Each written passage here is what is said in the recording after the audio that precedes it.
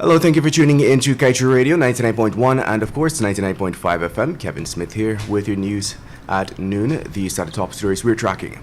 Secret contract exposed. The Chinese company pays $1,000 rent per acre for Guyana's largest gold claim.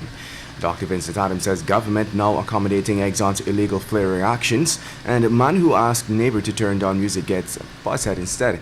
And infiltration of COVID-19 variants not a surprise, said Dr. Carpin, and adds vaccination campaign will not be affected by related concerns. Meanwhile, Agriculture Minister contemplates using BK's payment to compensate flood-affected residents. Stay tuned to stay informed.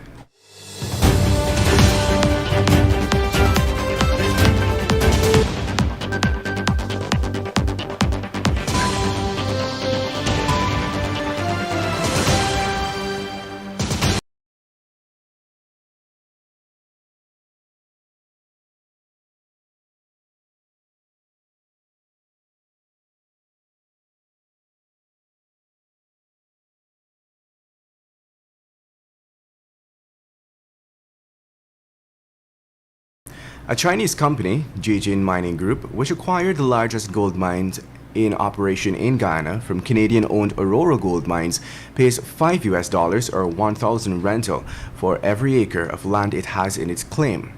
The generous concession comes as a result of a contract that was inked in November of 2011 with Aurora Gold Mines, then owned by Canadian Guyana Goldfields, and since sold to the Chinese mining group.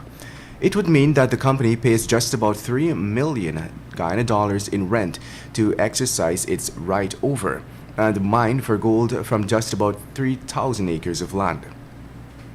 The Aurora Gold project was first developed by Guyana Goldfields, located in Cuyuni, Mazaruni, as an open pit and underground mining operation spread across an area of 12 kilometers squared or 2,965 acres. In other news, a decision by the EPA to amend the LISA 1 permit issued to ExxonMobil's subsidiary, ESSO, is tantamount to the government being accommodating of ExxonMobil's illegal actions, or is complicit. In fact, the amended permit goes further to legalize a 14 billion cubic feet flaring cap and to allow the company to not pay any fines retroactively. Additionally, the 60-day grace period given to ExxonMobil to allow for permissible flaring under emergencies and such other circumstances is also tantamount to giving the company permission to flare. The damning revelations were made public over the weekend by former EPA Director Dr. Vincent Adams, who, in condemning the actions of the U.S. oil major, called it impasse.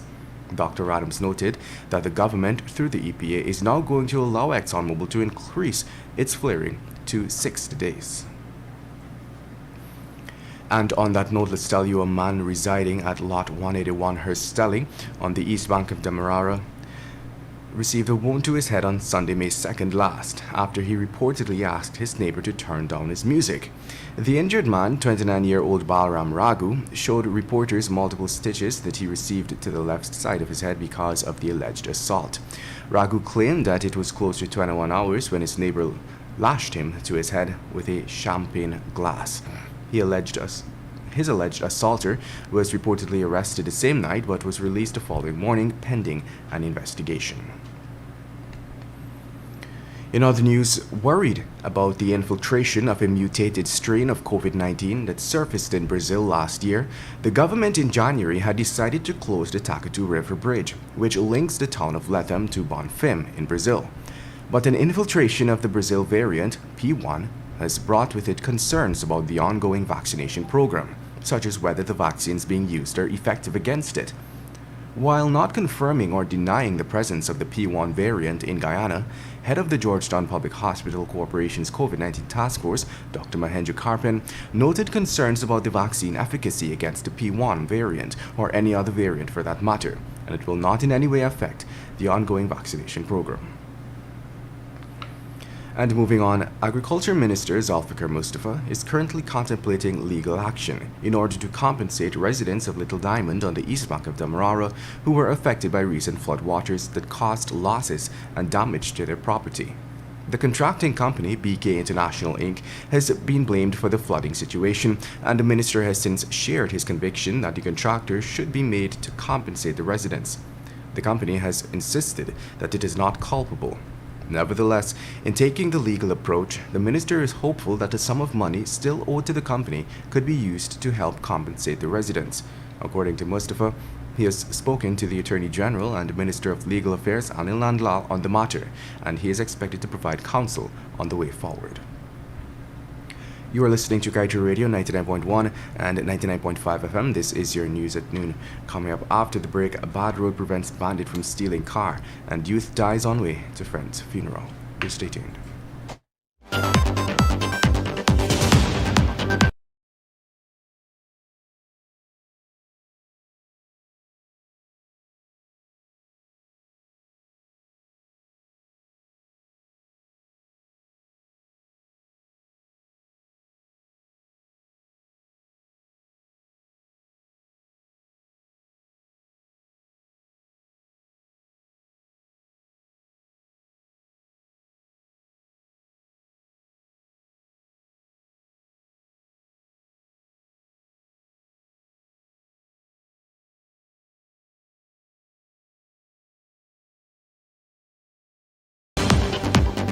Welcome back. Let us continue with the news.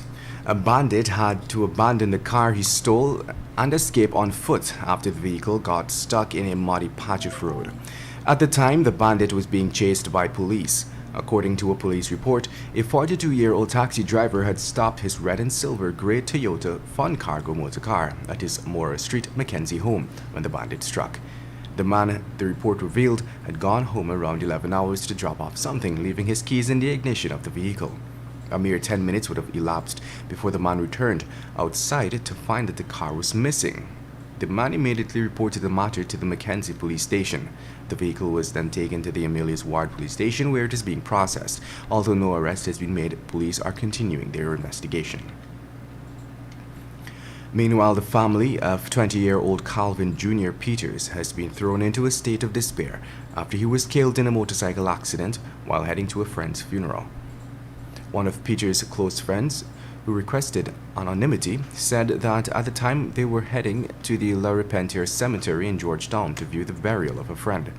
The accident, which claimed the life of Peters and left Shamar Pratt, the rider of another motorcycle, hospitalized, occurred just around 17 hours on Sunday on Mandela Avenue in the vicinity of the North Rhinebelt Multilateral School.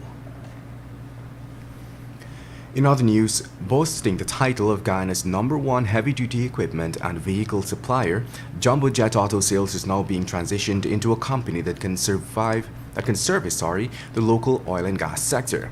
The company announced this by way of a press release, pointing out that this development is being done through the establishment of a company, AGM Enterprise, which is geared towards diversification and specialization in logistics, transportation, multi-lift and specialized equipment rentals, among a host of other services. Its proprietor, Nasruddin Mohammed Jr., said that through countless man-hours to ensure perfection in a safe and secure manner, they can confidently say AGM Enterprise is 100% locally owned. And on that note, let's tell you Magistrate Zamina Ali C. Paul is expected to rule today on the matter for the pharmaceutical supplier who is charged for supplying fake IV testing kits to the Ministry of Health. The defendant, Devendra Ramprasad, technical consultant to Caribbean Medical Supplies, Inc., is the representative who is facing a charge in the Lenora Magistrates Court.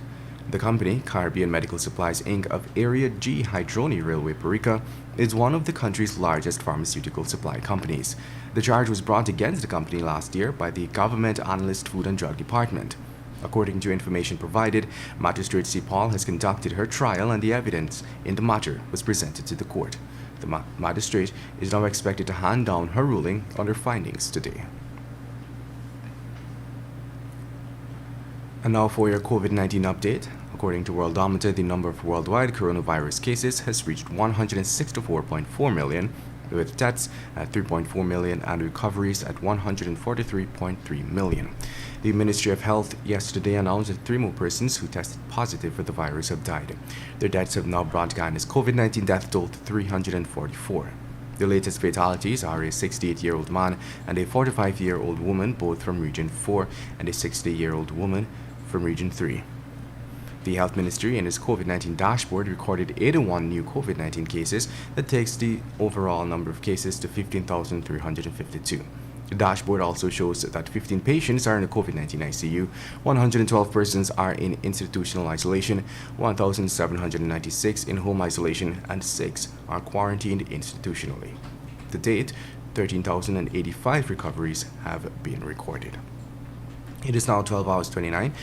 We now head over to page 7 of the Kaieteur News that is dedicated to being blunt. Instead of a never-ending fight over the management of Georgetown, our leaders should instead be striving to work together to get things right. The capital city is becoming progressively worse, and if deliberate efforts are not engaged, we are likely see it being ascribed a title much worse than the garbage city.